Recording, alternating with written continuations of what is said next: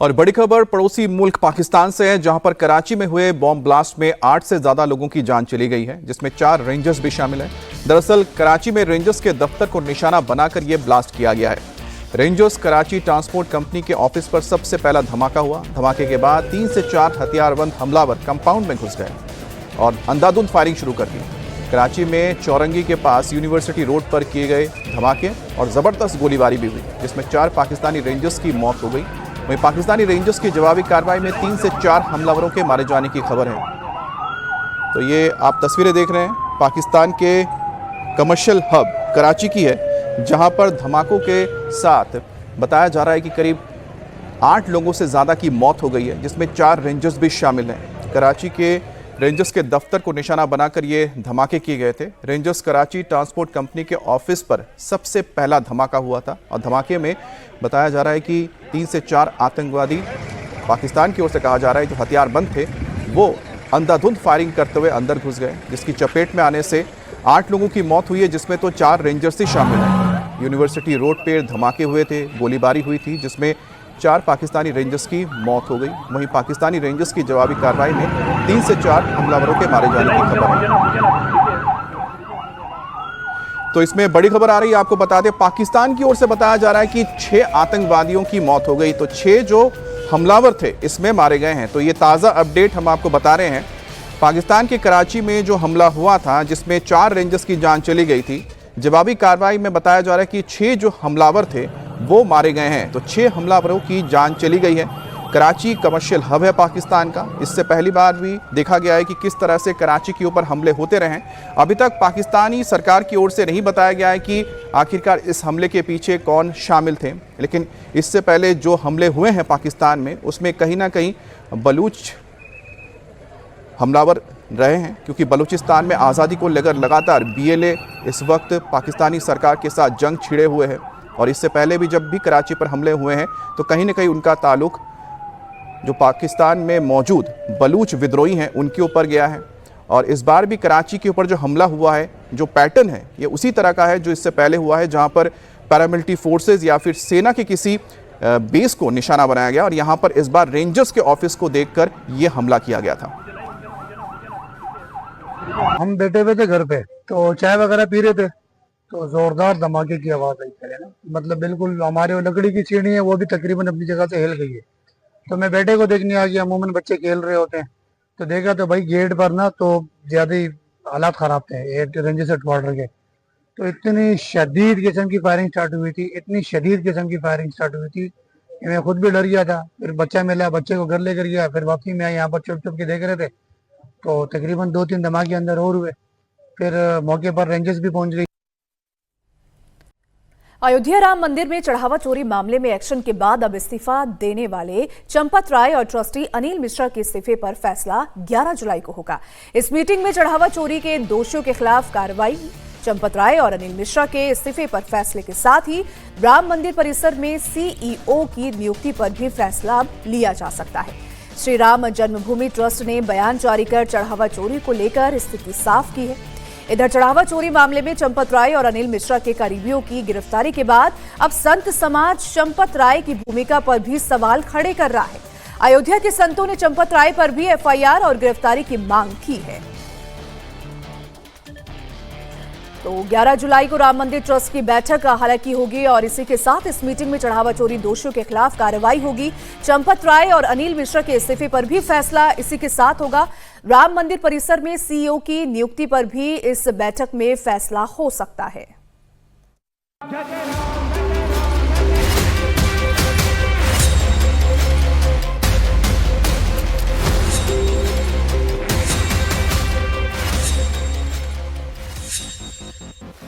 अयोध्या के राम मंदिर चढ़ावा चोरी मामले में जारी एक्शन के बीच राम मंदिर ट्रस्ट के जनरल सेक्रेटरी चंपत राय का इस्तीफा हो गया है। राम मंदिर तीर्थ क्षेत्र ट्रस्ट के ट्रस्टी अनिल मिश्रा के इस्तीफे की भी पुष्टि हो गई है।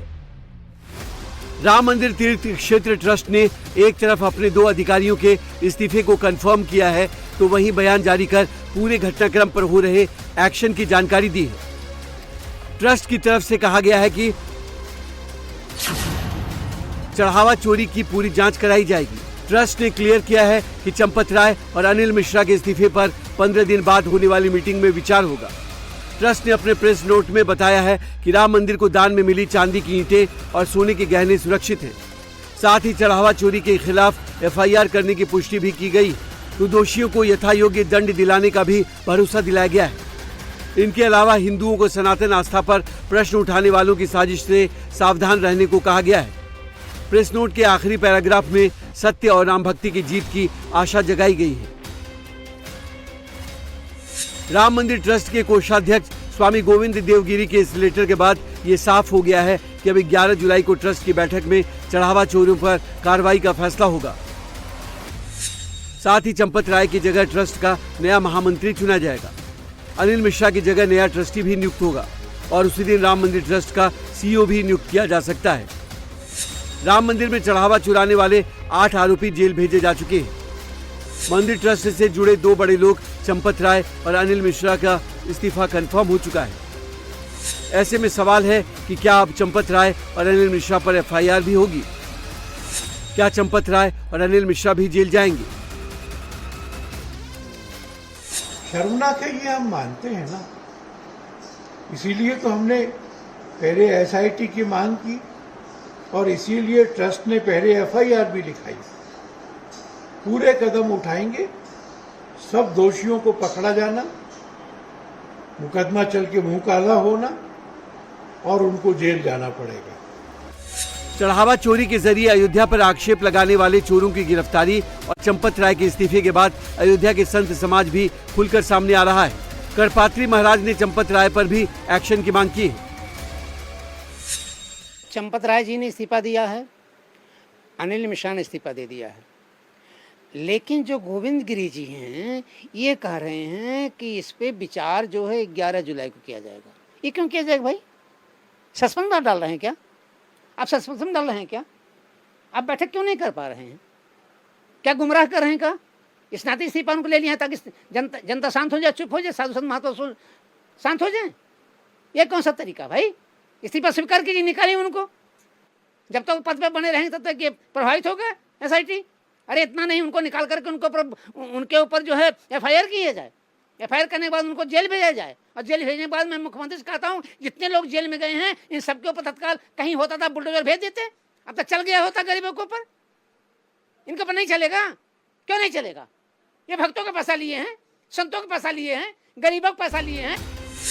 अयोध्या में चढ़ावा चोरी के बाद एक तरफ संत समाज नाराज है तो 2027 के चुनाव से पहले विपक्षी दलों को भी हमला करने का मौका मिल गया है। एसपी चीफ अखिलेश यादव ने चढ़ावा चोरी के बहाने बीजेपी पर अटैक करते हुए कहा कि जिन लोगों ने आस्था के साथ खिलवाड़ किया है उन्हें प्रभु श्री राम कभी माफ नहीं करेंगे। ये धर्म से ज्यादा धन की तरफ ध्यान देते हैं। इनके लिए धन ही धर्म है, धर्म बाद में, पहले धन। और ये जो हुआ है व्यवहार ये बहुत चिंताजनक है। हमारी आस्था के साथ खिलवाड़ है। और जो सूचना मिल रही है कि इतने लाख रुपए निकले, कभी कंडों में निकले, कुछ ऐसे जेवरात हैं। लोगों ने, सिंधी समाज ने आरोप लगाया कि हमने तो इतनी चांदी की शिला दी थी, या आप मान लीजिए डायमंड दिया था, या गुप्त दान था। तो ये आस्था के साथ जो खिलवाड़ किया है वो प्रभु श्री राम कभी उन लोगों को माफ नहीं कर सकते। अयोध्या में चढ़ावा चोरी का मामला सामने आने के बाद विपक्षी दलों में 2027 की सियासत साधने की होड़ है, तो सीएम योगी अयोध्या की मर्यादा को अक्षुण्ण बनाए रखने के लिए लगातार एक्शन ले रहे हैं और अब बारी बड़ी मछलियों के पकड़ने की है। और चढ़ावा चोरी के आरोप में पुलिस ने मनीष यादव को भी गिरफ्तार किया है। मनीष यादव टिन्नू यादव का भतीजा है। हमारे सहयोगी अभय पराशर अयोध्या के स्वर्ग द्वार इलाके में मनीष यादव के घर भी पहुंचे। वहां मनीष यादव के परिवार से बात करने की कोशिश भी हुई। परिवार से कोई कैमरे के सामने तो आया नहीं, लेकिन मनीष की बहन ने पर्दे के पीछे से बताया कि मनीष को अभी मंदिर में नौकरी शुरू किए 1 महीने ही हुए हैं, उसे गलत तरीके से फंसाया जा रहा है। कम से कम 1-2 बजे के करीब। अच्छा। और तब से नहीं आए हैं। अच्छा, तो फिर पुलिस आई थी यहाँ पर, पुलिस ने क्या बताया आपको कि कहाँ ले जा रहे हैं? अब ये सब हमें नहीं पता, मेरे बड़े भैया जानते हैं। अच्छा। कितने सालों से काम कर रहे हो उधर? मेरे भैया हाँ। अभी 1 ही महीना हुआ है उन्हें काम करते हुए। एक ही महीने हुआ। खाली सब न्यूज में बढ़ा चढ़ा के बता रहे हैं 1 ही महीना खाली हुआ है अच्छा, उन्हें। मंदिर में 1 ही महीना हुआ था? और क्या। तो ये क्या टिन्नू यादव ने रखवाया था उनको काम पर? अभी ये नहीं पता हमें। कितनी उम्र है आपके भाई की? मेरे भैया को 19-20 साल के हैं। कितने पैसे मिलते थे काम के? अयोध्या चंदा चोरी मामले में लगातार अयोध्या पुलिस जांच कर रही है। 8 आरोपियों को गिरफ्तार किया गया है। कुछ बड़े नाम भी इस पूरे केस के अंदर सामने आ सकते हैं, जिनको लेकर पुलिस की जांच जारी है। जिन 8 आरोपियों को गिरफ्तार किया गया है उनमें एक शख्स का नाम है मनीष यादव। मनीष यादव जो है वो टिन्नू यादव का भतीजा है और अयोध्या के स्वर्गधार में जो स्वर्ग द्वार है उसके अंदर ये घर है मनीष यादव का। टिन्नू यादव के बिल्कुल घर के नजदीक ये घर है। हमने यहां पर बात करने की कोशिश की। घर के अंदर हमें जानकारी मिली कि मनीष यादव की एक छोटी बहन, उनका एक भाई और साथ ही उनकी मां इस घर के अंदर रहती हैं। हालांकि बहुत बड़ा ये घर नहीं है। हमने पक्ष जानने की कोशिश की कि आखिरकार मनीष यादव को क्यों गिरफ्तार किया गया। मनीष यादव की बहन ने हमसे ये रिक्वेस्ट की कि उनका चेहरा वो अपना कैमरे पर नहीं दिखाना चाहती। उन्होंने हमें ये बताया पर्दे के पीछे से कि मनीष यादव जो है वो 1 महीने पहले इस ट्रस्ट में नौकरी पर लगे थे। क्या उनकी नौकरी टिन्नू ने लगाई थी, इस बात की जानकारी इनकी बहन को नहीं है। इनका यह कहना है कि 1 महीने पहले मनीष यादव वहां पर कैशियर के तौर पर, सेवादार के तौर पर नौकरी करने लगे थे। 19 से 20 साल उम्र मनीष यादव की है। मनीष यादव ने बीए करी हुई है और उनकी बहन का यह कहना है कि गलत तरीके से फंसाया गया है, मनीष यादव ने चोरी नहीं की है। अब इनकी बात में कितनी सच्चाई है इस बात की भी पुलिस जांच कर रही है, लेकिन पुलिस का यह कहना है कि जिन 8 आरोपियों को गिरफ्तार किया गया उनमें से एक सुभाष को छोड़कर बाकी के आरोपियों की निशानदेही पर लगभग 79 लाख रुपीस जो है वो भी बरामद किए गए हैं। सोमवार को इन आरोपियों को फिलहाल 3 दिन के लिए जेल भेजा गया है। इनकी पुलिस कस्टडी की मांग जो है वो पुलिस कर सकती है ताकि इनकी मनी ट्रेल पता की जा सके, क्योंकि जितने आरोपी हैं किसी के घर से गोबर से 10 लाख रुपए मिले, लवकुश के जो अनुकल्प है उसके घर से पैसों की बरामदगी हुई, टिन्नू की निशानदेही पर बरामदगी हुई, तो मनी ट्रेल पता लग सके कि किसने कहां पर पैसे इन्वेस्ट करे और किसके कहने पर टिन्नू को इतनी पावर दी गई कि वो पूरे ट्रस्ट का कर्ता धर्ता बना हुआ था और चंदा चोरी करवा रहा था। इन आरोपों की जांच पुलिस लगातार कर रही है। करोड़ों सनातनियों की आस्था पर चोट करने वाले चढ़ावा चोरी पर और चोरों पर जारी एक्शन के बीच अयोध्या के राम मंदिर में दर्शन करने पहुंच रहे राम भक्त बेहद नाराज हैं। रामलला के भक्तों ने घटनाक्रम को लेकर निराशा जताई है। चोरों पर एक्शन की मांग की तो वहीं सीएम योगी पर भरोसा जताया कि वो दोषियों को बख्शेंगे नहीं।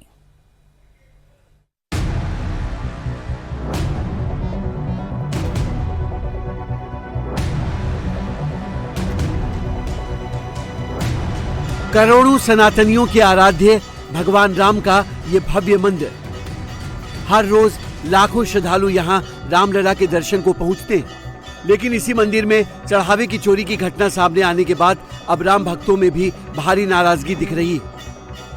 अयोध्या में राम मंदिर में दर्शन के लिए पहुंच रहे भक्त न सिर्फ चढ़ावा चोरी के आरोप में जेल गए रामद्रोहियों के खिलाफ नाराज हैं, बल्कि ट्रस्ट का प्रबंधन और मंदिर की व्यवस्था देख रहे अधिकारियों पर भी लोग जमकर गुस्सा निकाल रहे हैं। चढ़ावा चोरी मामले में एसआईटी रिपोर्ट आने के बाद एक्शन शुरू होने से तो श्रद्धालु खुश हैं, लेकिन ट्रस्ट से इस्तीफा देने वाले चंपत राय और अनिल मिश्रा के खिलाफ राम भक्तों का गुस्सा फूट रहा है। दर्शन हुए, बड़े सुलभ दर्शन हुए, लेकिन जो मन में एक दुख हुआ है इस बात का कि यहाँ पर इतना हम लोग श्रद्धा से आते हैं और आने के उपरांत भी यहाँ पर अगर मान लीजिए ये चंदा चोरी इस प्रकार से करते हैं तो ये समझ लीजिए बड़ा दुर्भाग्य है। आज कुछ आपने चढ़ावा चढ़ाया कि नहीं, या मन में उससे वो बात आई? मन में संशय रहा, लेकिन हमने तो इसके निमित्त चढ़ाया कि हम तो ये भगवान राम को अर्पण कर रहे हैं। उसके अलावा अब जो भी हो उनका करनी उनके साथ लगी हुई है, लेकिन ये इनको करना नहीं चाहिए। समझ लीजिए इन्होंने महापाप किया है। जानकारी तो है, जो किए हैं वो गलत किए हैं, बहुत ही गलत किए हैं। ऐसे लोगों को अच्छी तरह से सजा मिलनी चाहिए। आज चढ़ावा चढ़ाया कि नहीं, कि मन में संशय आ गया? चढ़ाया है, दर्शन किया है, आस्था के नाम से तो हम कर रहे हैं, लेकिन जिसने भी किया वो गलत किया है। ट्रस्ट के बड़े सदस्यों की बड़ी जिम्मेदारी थी, जिम्मेदारी नहीं निभा पाए वो। जो अध्यक्ष हैं, जो इसके अध्यक्ष हैं चंपत राय जी, उन महासचिव हैं, महासचिव जो हैं, उनकी सबसे बड़ी जिम्मेदारी थी। लगता है कि उन्होंने जिम्मेदारी निभाई अपनी? नहीं निभाई, उन्होंने अगर निभाई होती तो ये होता ही नहीं। कार्रवाई करनी चाहिए थी उनको, होनी चाहिए थी। कार्रवाई तो जरूरी है। देखो मंदिर का मामला दुनिया से आस्था जुड़ी हुई है, इस पर आस्था खंडित होती है तो कार्रवाई तो होनी चाहिए। एक तरफ राम भक्त चंपत राय और उनके सिपा सलारों पर नाराज हैं, तो कुछ भक्तों का भरोसा ऐसा टूटा है कि वो मंदिर में दान करने से डरने लगे हैं। सीएम योगी के गोरखपुर से अयोध्या दर्शन के लिए पहुंचे श्रद्धालुओं को लगता है कि उनके चढ़ावे की रकम चोरी हो सकती है, इसलिए उन्होंने मंदिर में दर्शन तो किया लेकिन चढ़ावा नहीं चढ़ाया। इसीलिए नहीं चढ़ाए। जब चढ़ावा चोरी हो जा रहा है तो चढ़ाने का कोई मतलब ही नहीं है। श्रद्धा है ना मन में, बस बात खत्म। चढ़ावे से कोई मतलब नहीं है। लेकिन आप उन्होंने नहीं चढ़ाया, पहले चढ़ाते थे? नहीं, मैं पहली बार आ रही हूँ, मैं नहीं चढ़ाई हूँ, मैं झूठ नहीं बोलूँगी। इसलिए चढ़ा दिए, कुछ नहीं चढ़ा। अटका हुआ धन है, वो मिल जाए फिर हम लोग चढ़ावे के बारे में सोचेंगे। मन में संशय आ गया है। हाँ, संशय है। चढ़ाए क्या कोई? जब चोरी हो रही है तो क्या कोई चढ़ाए? उसके जो बड़े पदाधिकारी हैं जिनके ऊपर जिम्मेदारी थी कि चोरी ना होने पाए, उनकी लापरवाही को आप लोग खराब मानती हैं? बिल्कुल, उनकी लापरवाही की वजह से ही चोरी हुआ है ना।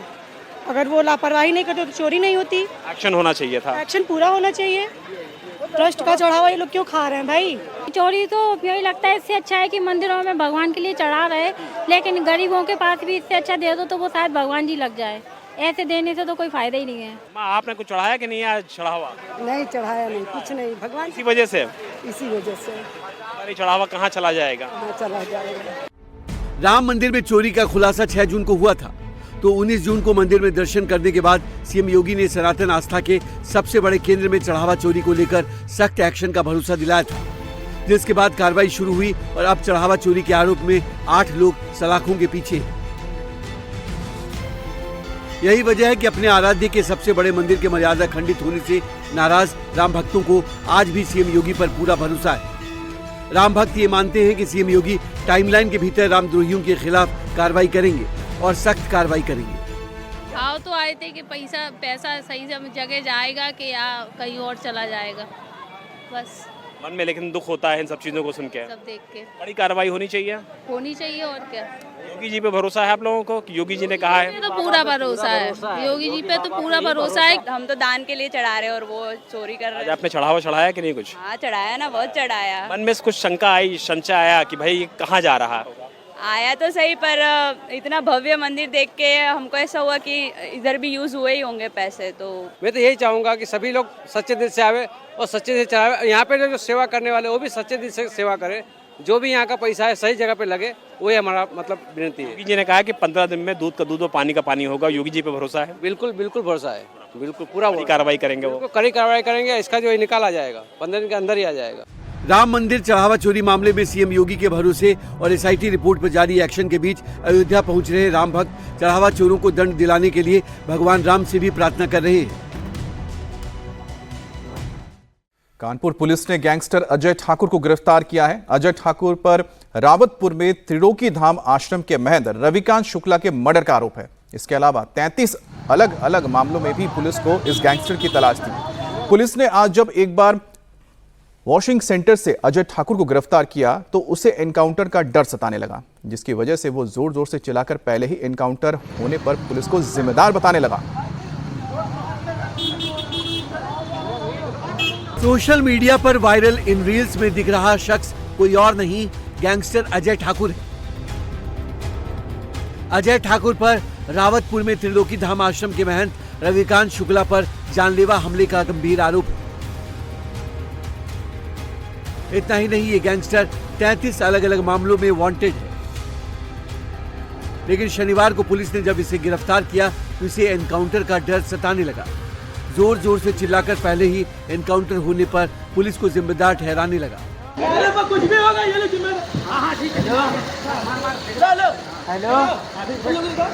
महंत रविकांत शुक्ला पर जानलेवा हमले के बाद इस गैंगस्टर ने 43 दिनों में एक के बाद एक 25 रील बनाकर सोशल मीडिया पर अपलोड किया।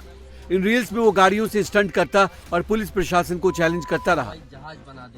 पुलिस लगातार इसकी तलाश में दबिश दे रही थी और शनिवार को आखिरकार कानपुर के रतनलाल नगर में इसे दबोच लिया। अपने रील्स वाले वीडियो में पुलिस को चैलेंज करने वाले इस गैंगस्टर की गिरफ्तारी होते ही घिग्गी बंध गई। उसे एनकाउंटर का डर सताने लगा। कुछ भी होगा ये लो जिम्मेदार। हाँ ठीक है। हेलो 29 अप्रैल को कानपुर में त्रिलोकी धाम आश्रम के महंत रविकांत शुक्ला पर अजय ठाकुर ने जानलेवा हमला किया था। महंत का आरोप है कि अजय ठाकुर अक्सर आश्रम के पास रहने वाली एक छात्रा से मिलने आता था। उन्होंने इसका विरोध किया तो दोनों के बीच विवाद शुरू हो गया। इसकी रंजिश के चलते अजय अपने साथियों के साथ आश्रम पहुंचा और हमला कर दिया। महंत ने किसी तरह कमरे में भागकर अपनी जान बचाई। इस मामले में पुलिस ने अजय ठाकुर, उसकी कथित गर्लफ्रेंड और उसकी मां के खिलाफ मुकदमा दर्ज किया था। पुलिस के अनुसार अजय ठाकुर के खिलाफ हत्या की कोशिश, रंगदारी, मारपीट, धमकी और गैंगस्टर एक्ट समेत 33 आपराधिक मुकदमे दर्ज हैं। थाना रावतपुर के अंतर्गत एक मुकदमा पंजीकृत हुआ था अप्रैल माह में 161/36। इसमें मारपीट का मुकदमा था। इसमें एक वांछित अभियुक्त अजय सिंह था जो पिछले कई दिनों से फरार चल रहा था। इसके संदर्भ में आज उसे बर्रा से हिरासत में लिया गया है और घटना के संदर्भ में पूछताछ की जा रही है और इस मुकदमे में अग्रिम विधिक कार्रवाई की जाएगी। महंत पर हमला करने के बाद अजय ठाकुर लगातार बेखौफ होकर सोशल मीडिया पर एक्टिव रहा। इस दौरान इसने 2 दर्जन से ज्यादा रील पोस्ट की, जिसमें वो लग्जरी कार के काफिले के साथ दिखाई दिया। कुछ वीडियो में वो चलती गाड़ियों की छत पर स्टंट करता नजर आया, तो एक वीडियो में वो कार के बोनट पर खड़े होकर सिगरेट पीते भी देखा गया। जाहिर है गैंगस्टर इन वीडियो से सीधे सीधे पुलिस को चैलेंज कर रहा था। आखिरकार शनिवार को मुखबिर की सूचना पर इसे गिरफ्तार कर लिया गया, जिसके बाद गैंगस्टर के मां ने पीएम मोदी और सीएम योगी से उसकी सुरक्षा की गुहार लगाई है। पुलिस प्रशासन को बहुत मध्य प्रदेश के इंदौर में एक शख्स को फोन पर तेज आवाज में बात करने से मना करना महंगा पड़ गया। आरिफ बरकाती नाम के शख्स ने शहनवाज को फोन पर तेज आवाज में बात करने से मना किया था। इस बात को लेकर दोनों में मामूली विवाद हो गया और देखते ही देखते विवाद इतना ज्यादा बढ़ गया कि शहनवाज ने आरिफ पर चाकू से ताबड़तोड़ हमले कर दिए। पुलिस ने आरिफ को गिरफ्तार कर उसका जुलूस भी निकाला।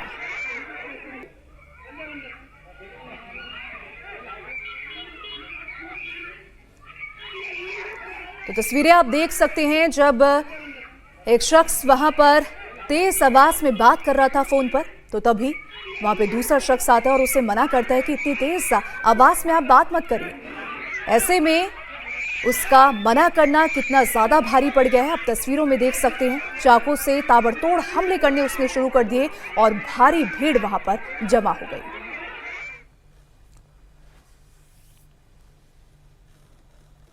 बड़ी खबर मुंबई से है, जहां पर मुहर्रम पर खौफनाक साजिश रची गई थी। 30,000 लोगों को जिंक फॉस्फाइड से भरे कैप्सूल खिलाने की साजिश थी, जिसके तहत लोगों को जहरीले कैप्सूल पेन किलर के नाम पर बांटे गए थे। लेकिन मुंबई पुलिस ने इस जहरीली साजिश को नाकाम कर दिया। पुलिस ने आरोपी फयाज प्रेमजी को गिरफ्तार किया है, जिसके पास से 14,000 से ज्यादा कैप्सूल मिले हैं। जानकारी के मुताबिक आरोपी ने ऑनलाइन 30,000 खाली कैप्सूल ऑर्डर किए। इनमें जिंक फॉस्फाइड का भरना तय था और मुहर्रम के जुलूस के दौरान लोगों को बांटना भी लगभग तय था। फिलहाल पुलिस आरोपी फयाज से पूछताछ कर रही है और उसके साजिश के पीछे कौन लोग शामिल हैं, यह भी पता करने की कोशिश हो रही है।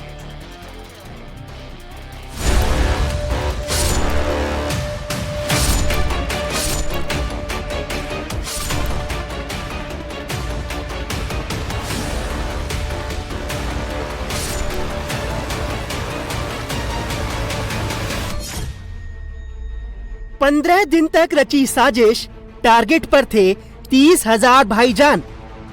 लोगों को हानि पहुंचाने के लिए टोटल 30,000 कैप्सूल ऑर्डर की थी ऑनलाइन और साथ ही में 50 किलो जिंक फॉस्फाइड ऑर्डर किया था।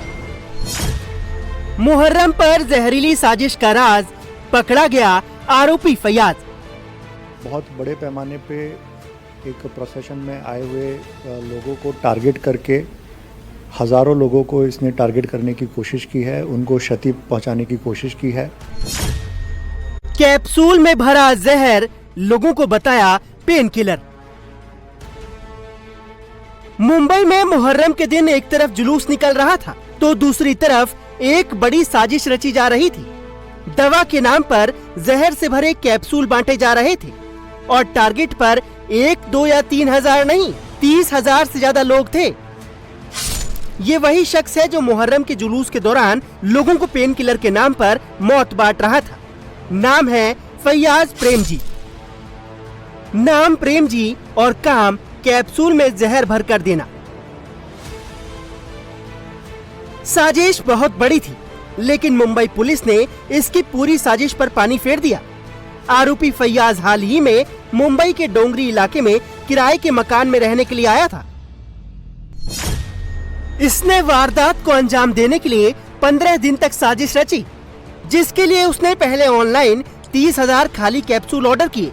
इसके बाद उसने 50 किलो जिंक फॉस्फाइड भी मंगाया, जिसका इस्तेमाल चूहे मारने की दवा बनाने में किया जाता है। इसके बाद फैयाज ने सभी कैप्सूल में 1-1 ग्राम यही जहर डाला और जुलूस में लोगों को इसे पेन किलर कहकर देने लगा।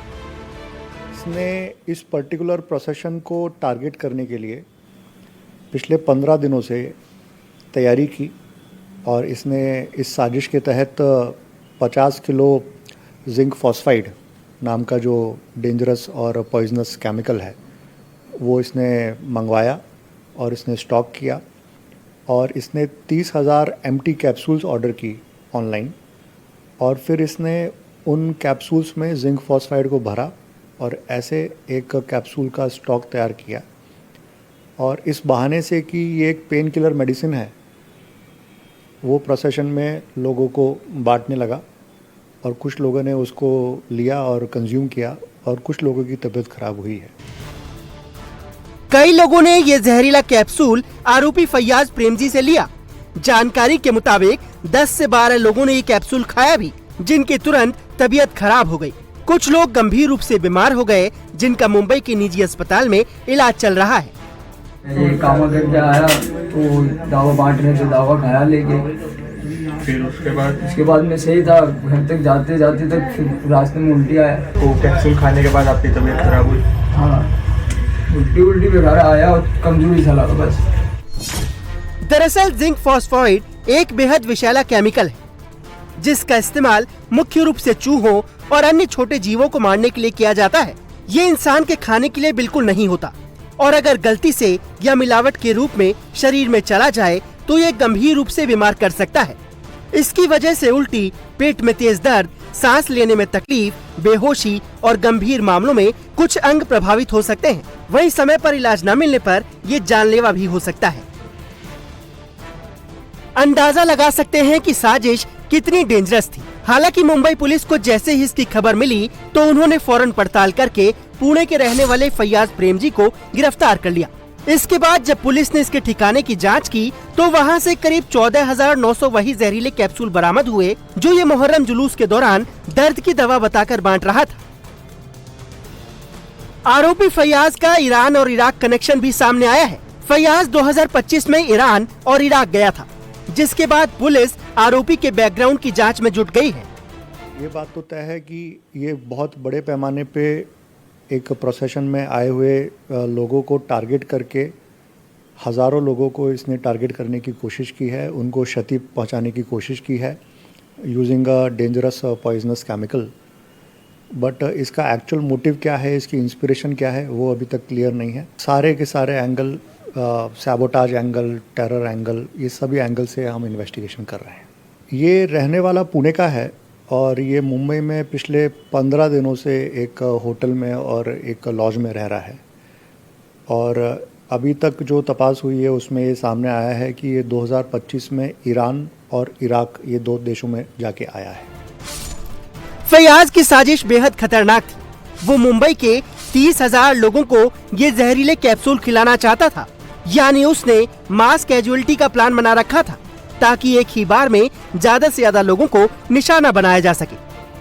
वो 30,000 लोगों के कत्ल करने का प्लान बनाकर मुंबई में आया था, लेकिन पुलिस ने समय रहते उसे धर दबोचा। इसका मोटिव, इसकी मंशा जो है वो लोगों को नुकसान पहुंचाने की थी। अब पुलिस इसमें टेरर एंगल के लिहाज से भी जांच कर रही है, साबोटाज एंगल के भी लिहाज से जांच कर रही है और मास कैजुअलिटी एंगल के लिहाज से भी जांच कर रही है कि आखिर ये शख्स क्यों इस तरीके की हरकत करने पर आमादा था। बैकग्राउंड जो इस शख्स का निकलकर सामने आया उसमें बताया जा रहा है कि पुणे का रहने वाला है, ये 40 साल इसकी उम्र है, पेंट का कारोबार करता है और 2025 में ये ईरान और इराक भी गया था, यानी कि विदेश में भी प्रवास किया था इसने और उसके बाद यहाँ आया है और इस तरीके की हरकत ये कर रहा था। आरोपी को गिरफ्तार कर अब पुलिस कई सवालों के जवाब ढूंढ रही है। क्या वाकई आरोपी की मुहर्रम के जुलूस को निशाना बनाने की कोई सुनियोजित साजिश थी या इसके पीछे कोई और वजह थी? इस पूरी साजिश में ये अकेला था या इसके पीछे कई और लोगों के भी हाथ हैं?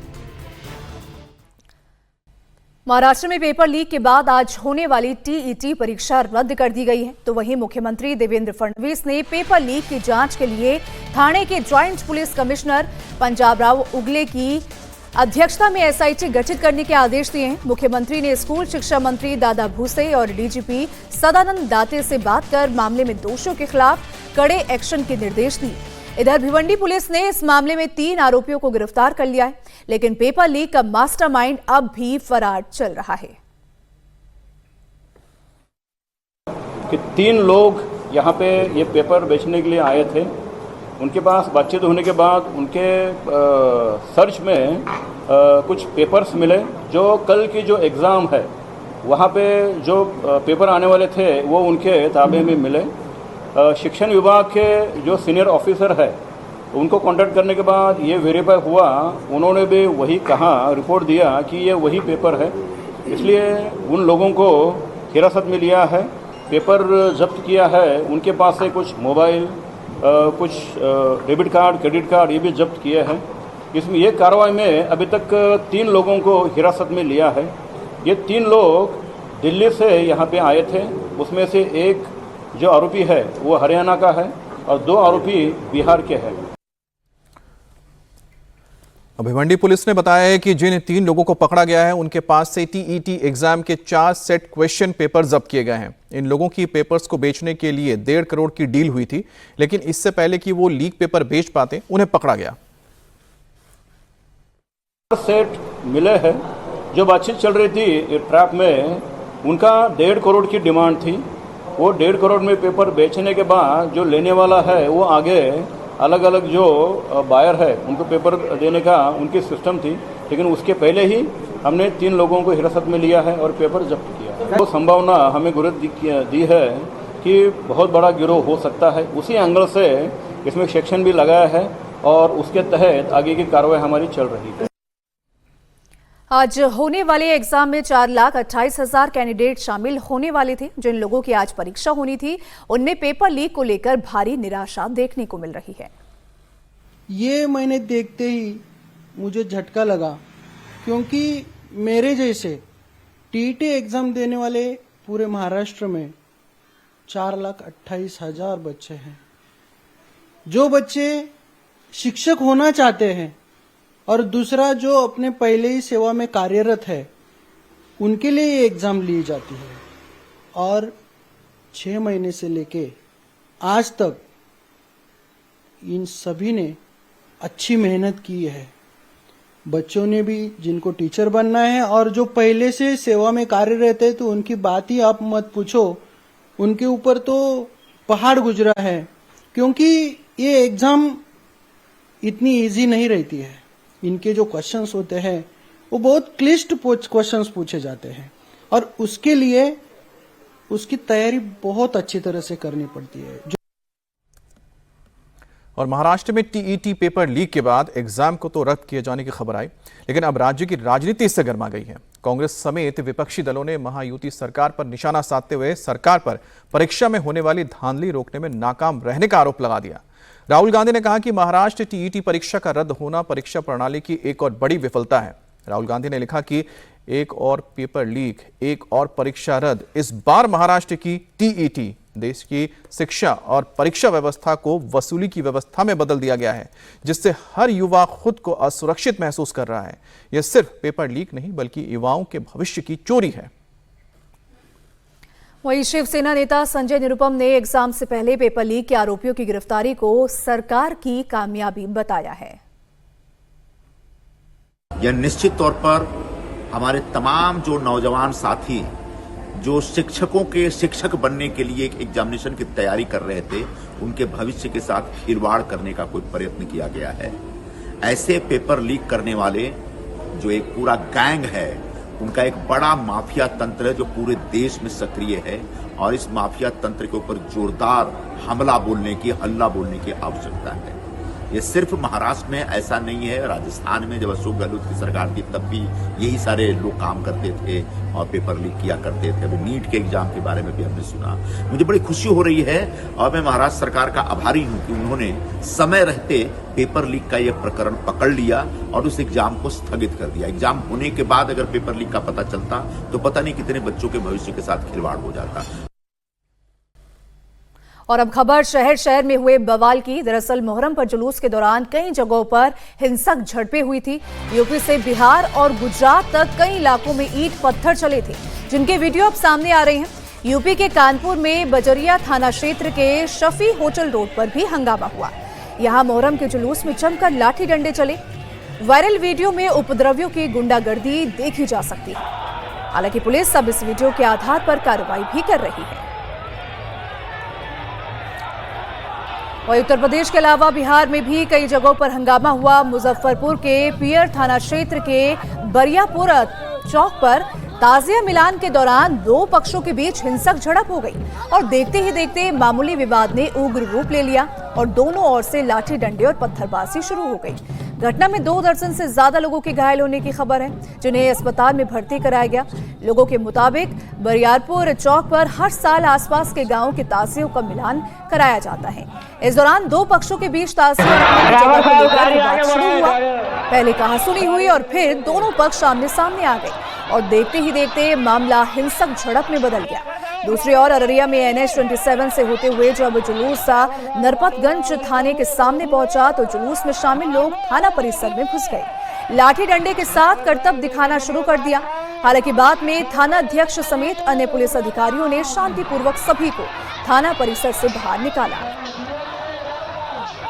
यूपी बिहार के अलावा गुजरात के वडोदरा में मुहर्रम पर हंगामा हुआ। यहां तजिया खंडित करने के आरोप में लोगों ने जेपी रोड थाने का घेराव किया। प्रदर्शनकारियों ने पुलिस पर ही ताजिया खंडित करने का आरोप लगा दिया और जिम्मेदारी पुलिसकर्मियों के खिलाफ शिकायत दर्ज करके सख्त कार्रवाई की मांग की। वहीं घटना की जानकारी मिलते ही पुलिस के वरिष्ठ अधिकारी मौके पर पहुंचे और मामले को कड़ी कार्रवाई से खत्म करने की बात कही, जिसके बाद मामला शांत हुआ। अब पुलिस ने मामले में शिकायत दर्ज करके जांच शुरू की है। अब मध्य प्रदेश के जबलपुर से लव जिहाद का एक मामला सामने आया है, जिसके आरोप में हिंदू संगठनों ने डेंटल क्लिनिक में डॉक्टर की पिटाई की है। साथ ही आरोपी डॉक्टर को पकड़कर उसका जुलूस भी निकाला।